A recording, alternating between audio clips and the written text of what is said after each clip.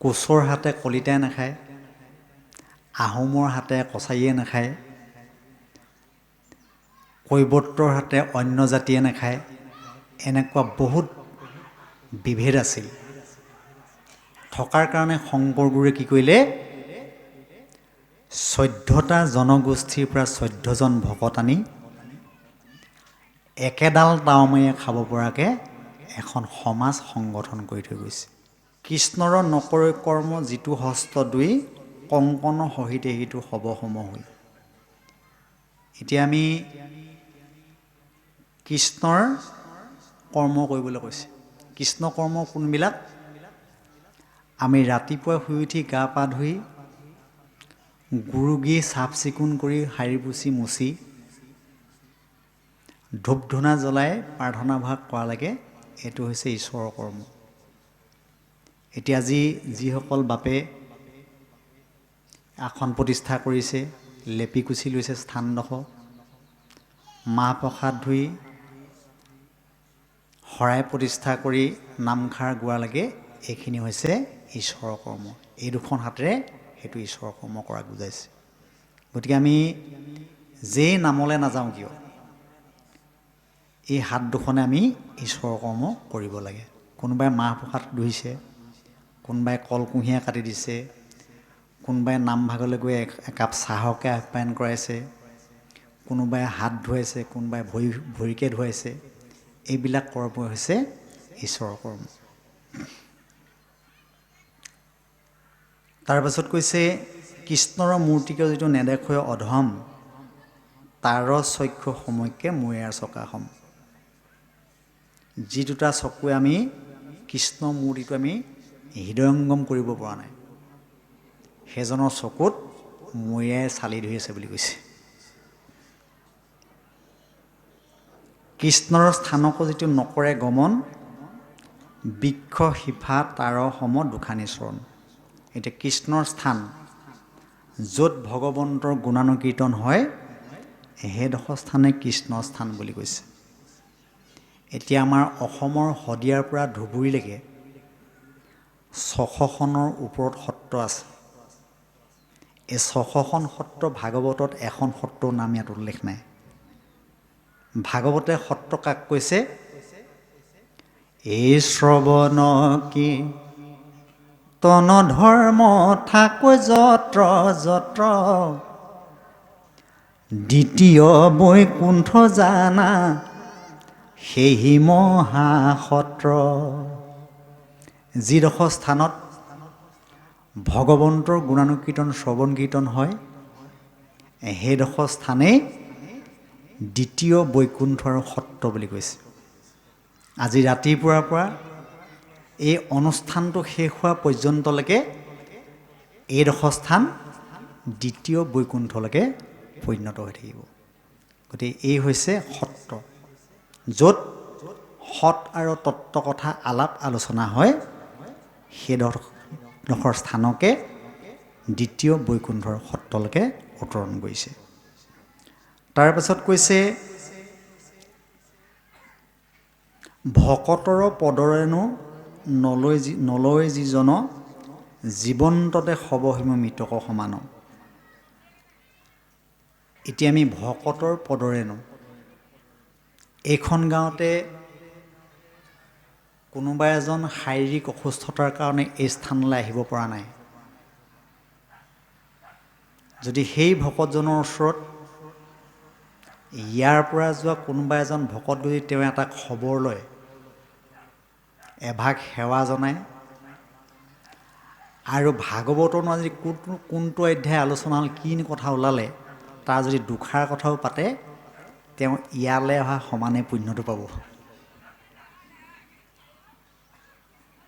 তাৰপাছত কৈছে, হেন জানি সুত পুৰি উক অভিমত, যি কথা কহিলা হোকে ৰাজাৰ আগত, তৃতীয় স্কন্ধৰ শুনিওক সমস্তে শুনোহো সাৱধানে, তৃতীয় স্কন্ধৰ কথা গইলা আহিম। তৃতীয় স্কন্ধই কৈছে, এতিয়া আমি আৰু অকণমান আছে, এখন পাঠ কৰি সামৰণিলৈ যাম। কৃষ্ণ। হে ৰাম শুনা সামাজিক জন ভাগৱত কথা পুৰাণৰ সূৰ্য ইটো মনুষ্যৰ জন্ম ইটো নকৰিও বৃথা। হে পুৰাণৰ সূৰ্য ইটো মহাভাগৱত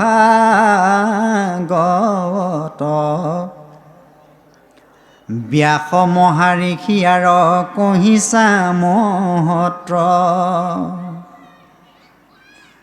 ইয়াৰ অন্তৰ্গত পৰমাৰ্থ কথা যত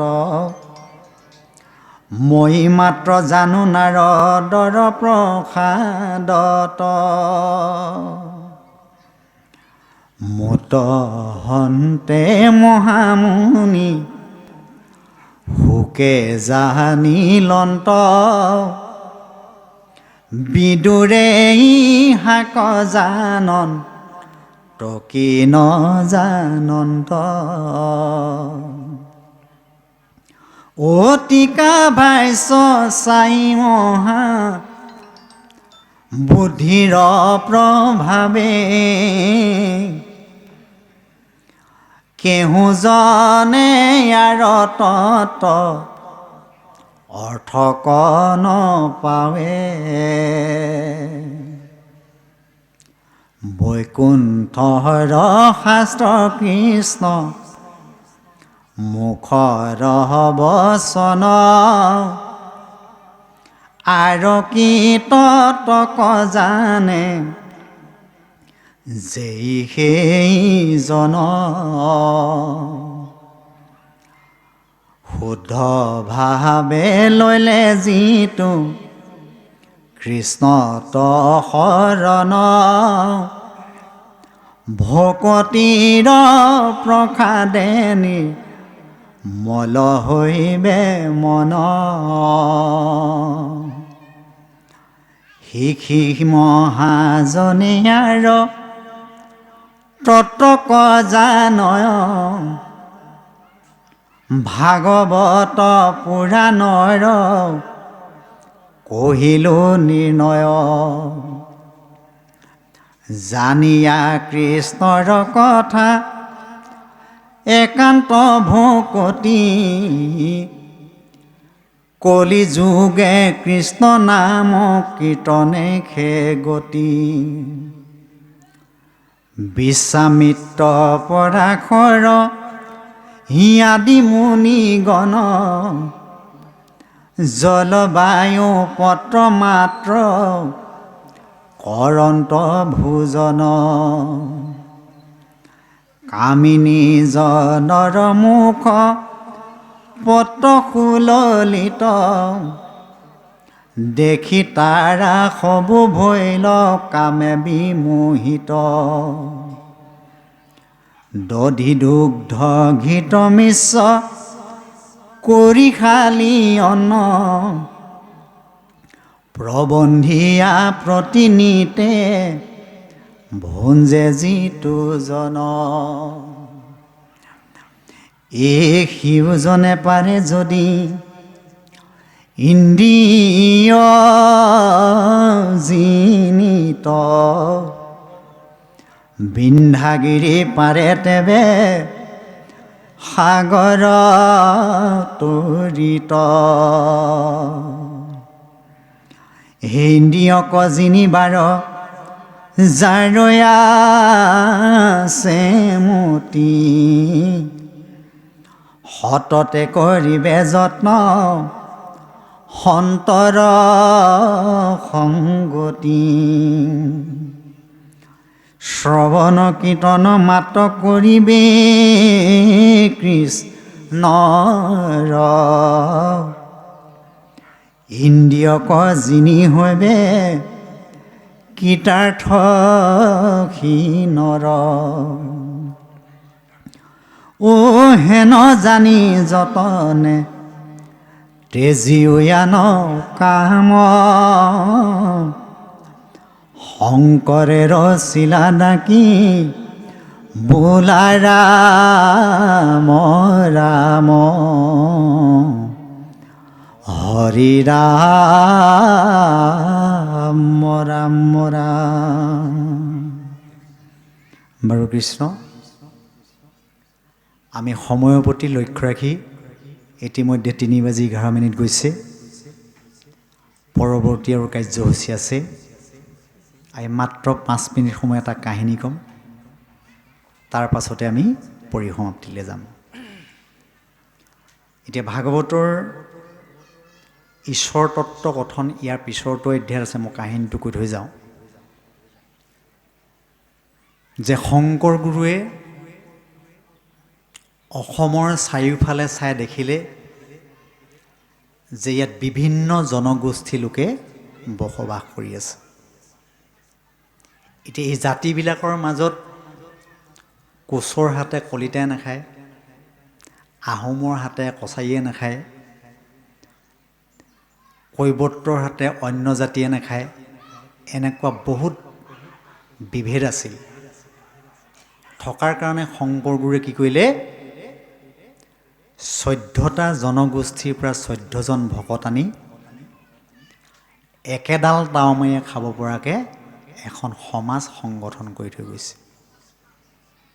শংকৰ গুৰুৱে 14টা জাতিৰ ভিতৰত প্ৰথমজন ভকত আনিছিল গাৰো গোবিন্দ। শুনিছেনে আপোনালোকে নামটো? গাৰো গোবিন্দ। গাৰো গোবিন্দ পথাৰৰ মাজত এদিন হাল বাই আছিল ৰাতিপুৱা, গাৰো পাহাৰৰ ওচৰত। হাল বাই থাকোঁতে সেইফালেদি শংকৰ মাধৱ পাৰ হৈ গ'ল। শংকৰদেৱ আগে আগে গুচি গ'ল। মাধৱদেৱে ক'লে এই ঘূৰজাকৈ হাল বাই গৰুহাল খেদি থকাতকৈ এবাৰ যদি ৰামকৃষ্ণ বুলি ক'লে হয়, ইয়াত বহুত পুণ্য হ'লহেঁতেন। এতিয়া শংকৰদেৱে শুনি পেলাই ক'লে যে সি যেতিয়ালৈকে ৰামকৃষ্ণ নুবোলে তেতিয়ালৈকে তাৰ পৰা তুমি আহিব নোৱাৰিবা। বোলে কিয়? তাৰ কথাষাৰ তুমি ধাৰুৱা হৈ গ'লা, ঋণী হ'লা, গতিকে ৰামকৃষ্ণ বোলাহে তুমি আহিব পাৰিবা। এতিয়া মাধৱদেৱে হাল বাই থকা মাটিডৰাৰ আলিটোতে থিয় হৈ 1 ঘণ্টা সময় কৈছে, ঐ মানুহটো, এবাৰ ৰাম বুলি কচোন, এবাৰ কৃষ্ণ বুলি কচোন।